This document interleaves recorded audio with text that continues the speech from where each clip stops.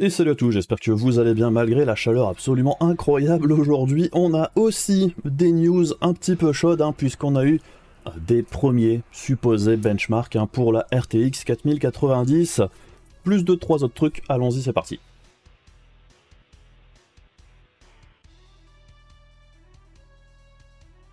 Et on commence avec les GPU Intel Arc qui sont maintenant sortis officiellement en Chine. Du coup ils ont un vrai prix, ce qui n'était pas le cas jusqu'ici, donc on avait déjà vu des tests, on avait vu que c'était quand même relativement bancal selon les jeux, il y a des jeux où ça se débrouillait plutôt pas mal, et il y en a d'autres, principalement les jeux un petit peu plus anciens où c'est la catastrophe. Mais dans l'ensemble, c'est prometteur, mais très clairement il reste énormément de boulot pour Intel, et donc le prix officiel apparemment en Chine pour l'instant de l'A380, donc c'est une des cartes les moins puissantes du line-up d'Intel, c'est 1300 One. Alors 1300 One, comme on le voit ici, ça fait 129-139 $, ce qui est légèrement moins cher que la carte qu'elle est censée concurrencer, donc la 6400 d'AMD ou la 1630 d'NVIDIA. Et bon, au niveau tarifaire, c'est correct en fait. Et ce serait plutôt pas mal si les performances du GPU en lui-même seraient relativement constantes. À savoir, dans certains jeux, la 380 fait plus ou moins jeu égal avec une 6500 XT, à un tarif de 130 $ environ, ça aurait été plutôt correct. Le gros souci, c'est qu'il y a aussi des jeux où ça fait moins bien, ou quasiment la même chose qu'une 1030 de chez Nvidia, et là c'est beaucoup moins bien. Ce qui est intéressant aussi, c'est qu'on a un peu des suppositions de tarifs pour le reste de la gamme d'Intel, donc par exemple la 580, qui devrait être plus puissant que celle-ci, ça devrait tourner aux alentours des 200-250 $. Ça va être intéressant de voir comment ça se comporte. Pareil pour la 750 et la 770.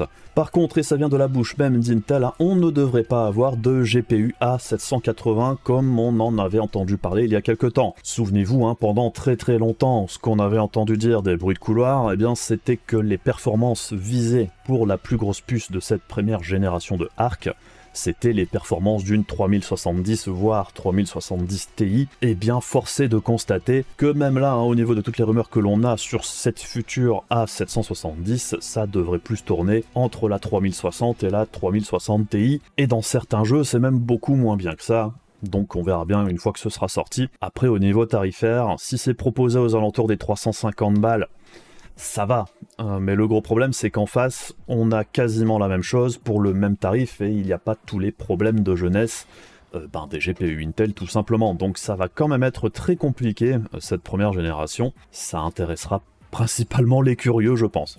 Malgré tout, dans l'ensemble, je pense qu'Intel a toujours une carte à jouer, principalement sur l'entrée de gamme et le milieu bas de gamme, qui est complètement délaissé par les concurrents. Cette première génération, ce sera peut-être pas la folie, mais on voit quand même qu'au niveau des specs et au niveau des performances attendues, une fois que les soucis de driver seront un petit peu mieux réglés, on va dire, ça devrait donner des cartes quand même relativement correctes, même par rapport à la concurrence, voire avantageuses par rapport à ce qu'on a chez AMD ou chez Nvidia actuellement, c'est-à-dire les 6500 XT, les 6400 ou les 1630 et 1650. Là, force est de constater que si Intel arrive à régler les gros soucis majeurs actuels, ça devrait être en vrai plutôt correct. Donc bref, ça va être intéressant de suivre l'évolution principalement des drivers avec cette première génération, et j'espère que les performances continueront de s'améliorer au fil du temps. Toujours chez Intel, mais du côté des processeurs, alors évidemment on entend de plus en plus parler aussi de Raptor Lake, et au niveau de Raptor Lake, alors on a plusieurs benchmarks qui défilent en ce moment, et ce qui ressort de tout ça, c'est que oui, en performance brute, en gaming par exemple, ce serait légèrement mieux que la génération 12, c'est plus ou moins ce à quoi on s'attendait, même si dans l'ensemble, c'est pas la dinguerie, on parle d'environ 5% par rapport au 12900K. Pour le 13900K, c'est une évolution légère d'une architecture à l'autre, même si on pourrait encore avoir un petit gain de performance avec les puces réelles une fois qu'elles seront vraiment sorties. Par contre, ce qui est intéressant ici, c'est que autant sur les framerates en average, la différence n'est pas incroyable, par contre, sur les framerates minimum, on devrait avoir un gain plutôt appréciable ici, encore une fois, de la part de ces nouveaux processeurs Intel. Et les frames minimum, tout ce qui est 1% low ou 0,1% low, c'est ce qui permet aussi d'éviter les petites saccades qui sont particulièrement gênantes. Et bien ici, les nouveaux processeurs d'Intel devraient encore améliorer la situation, et déjà à l'heure actuelle, les processeurs Intel de dernière génération, la génération 12, sont plutôt très bons à l'exercice en ce qui concerne les 0,1 et les 1% low. Par contre, une des grosses questions qui reste pour cette nouvelle génération de GPU d'Intel, eh bien ce sera plus au niveau de la consommation, hein, puisqu'on sait déjà que le 12900K par exemple était quand même assez gourmand, hein, très clairement. C'était un des processeurs qui consomme le plus jusqu'ici. Le 13900K, on s'attend à ce qu'il consomme encore plus. Après le graphique ici, bon alors je le trouve pas vraiment super représentatif, hein, puisque par exemple le 12900K ici est à 4.9 GHz, là où le 13900K est à 5.5, ça fait quand même une grosse différence au niveau de la consommation tout particulièrement. Donc bon, le graphique paraît dégueulasse, mais c'est pas franchement non plus hyper représentatif de ce qu'on pourrait avoir au final. Plus bas dans la gamme et probablement plus intéressant pour la plupart des utilisateurs, hein, on entend aussi parler de l'i5 13600K qui s'annonce comme un processeur qui devrait être particulièrement intéressant et qui pourrait bien être un gros problème, hein, en ce qui concerne la concurrence aussi, puisque ce 13600K aura toujours 6 gros corps, hein, comme le 12600K actuel.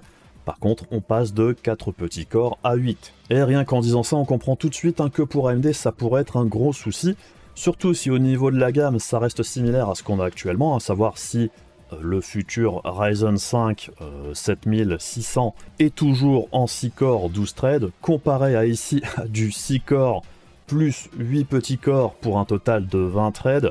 Alors, en single thread, ça pourrait peut-être faire relativement jeu égal, et encore, on sait pas trop. Par contre, en multithreading, il est très clair que le 13600K devrait être lui devant. Par contre, au niveau des tests qui ont été faits ici sur CPU-Z et également sur Cinebench, au niveau des performances, ce 13600K, en toute logique, au niveau des performances sur CPU-Z, alors on avait 8% en single thread et 79% en multithread.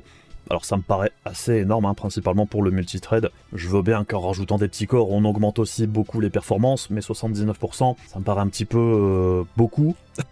Et sur Cinebench, les performances sont un petit peu plus proches de la réalité, je pense, puisqu'on nous parle ici de 40% de gain en multithread. Par contre, on avait une baisse de 26% en single thread. Bon, ce sont des modèles de pré-série. On verra vraiment ce que ça donne, hein. À mon avis en single thread on devrait être très légèrement au-dessus du 12600K actuel, donc si vous avez déjà un 12600K, pas d'inquiétude, hein, ça va toujours aller très très bien. Mais par contre en multithread on s'attend quand même à de plutôt bonnes performances. Par contre, et c'est toujours un petit peu le même souci qui risque d'arriver avec cette génération 13 chez Intel, et bien c'est la consommation, puisque ce 13600K, même si c'est un modèle de pré-série, et bien ici, hein, il consommait environ 173 watts, ce qui est quand même assez élevé pour un i5. Et on enchaîne avec les rumeurs maintenant côté Nvidia et les premiers résultats en benchmark, et en gaming aussi, on va le voir après, de la RTX 4090. Alors, pour l'instant, ça vient principalement, comme bien souvent, de Copy 7 Kimi. On va lui toujours donner carte blanche pour l'instant, puisque par le passé, ces leaks étaient relativement corrects. Évidemment, hein, si tout ceci s'avère faux, au final, il sera complètement grillé, on est bien d'accord. Hein. Alors bien évidemment, tout ça, c'est à prendre avec des grosses moufles, hein, mais on va dire que c'est pas totalement impossible s'il est correct encore une fois. Donc, la RTX 4090 sous TimeSpy Extreme, donc sur 3D Mark, donnerait un score supérieur à 19 000, ce qui est quand même un score assez conséquent, hein, puisque c'est plus de 80% supérieur à la RTX 3090. Par contre, par rapport à la 3090 Ti, ce n'est que 66%, et encore une fois, si ça se vérifie, hein, ce serait bien une des plus grosses augmentations de performance en passant d'une génération à une autre. Ça faisait très longtemps qu'on n'avait pas eu une augmentation de performance aussi énorme. Évidemment, ça reste aussi un benchmark synthétique, hein, donc en gaming, ce ne sera pas exactement la même chose. Est-ce que ça va scale aussi bien que sur 3D Mark? Rien n'est moins sûr, hein. Malgré tout, je pense qu'on peut s'attendre à minima à plus de 60% de performance en plus en jeu par rapport à la 3090. Alors après, je sais, à chaque fois qu'on parle de la génération 4000 chez Nvidia, on a l'impression que même la future 4050 va consommer 700 watts. J'ai aussi envie de dire qu'il faut un petit peu se calmer avec cette histoire de consommation, puisque de ce qu'on en sait jusqu'ici, la 4090 devrait consommer 450 watts. Alors 450 watts, c'est énorme, hein, on est d'accord, mais c'est à peu près la même consommation qu'une 3090 Ti, et que la plupart des 3090 custom aussi. Donc oui, c'est beaucoup, mais on est plus ou moins au même niveau qu'actuellement en fait. Donc si vous avez déjà une 3090 ou une 3090 Ti, bah, j'ai envie de dire en vrai vous êtes déjà relativement équipé au niveau alimentation. Est-ce que certaines personnes vont devoir changer d'alim pour les RTX 4000 ? C'est tout à fait possible, hein, mais encore une fois, La 4080, même si elle consomme entre 350 et 400 watts, c'est à peu près le même niveau de consommation qu'une 3080 custom actuellement. Et la future 4070, de ce qu'on en entend actuellement, est-ce qu'elle consommera plus que la 3070 actuelle? Possible. À mon avis, elle devrait se situer, elle, entre la 3070 et la 3070 Ti. Est-ce que c'est une consommation absolument délirante, incroyable?